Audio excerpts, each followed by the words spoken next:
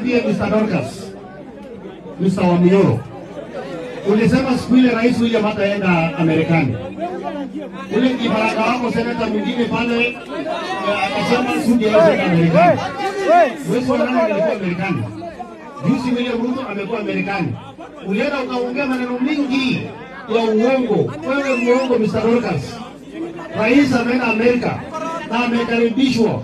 Amepata pesa 240 billion na kusaidia SHA, kusaidia wagonjwa, na kwa sababu wewe unafanya harambee ya wagonjwa, kwa sababu wewe hujui uongozi. Sisi wenye tunajua harambee yenye tunaitwa maneno ya ugonjwa kila wiki, tunashukuru rais sana na tunaombea nchi yetu. Na tunataka tuambie Mr. Dorcas, hii nchi itaendelea. Na wewe maneno ya kusukuma Wakikuyu ama kuvuta Wakikuyu kuweka hawa kwa kona, kusema ati sisi watu wa mlima, tunataka tukutangazie hiyo mlima ni Kenya, Wakikuyu wako pembe zote za Kenya, na hawezi faulu, tutakupeleka nyumbani kama vile Wamutende alikupeleka nyumbani.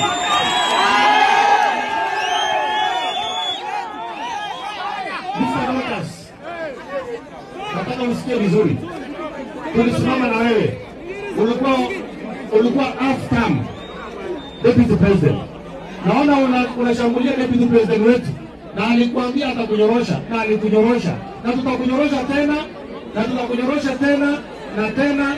Na hiyo vibaranga wako wote utaenda nyumbani, lakini hii Kenya lazima iendelee. Na ile vita unataka, hatujawahi pigana katika taifa la Kenya tena.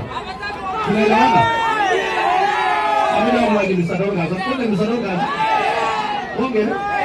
Asante sana.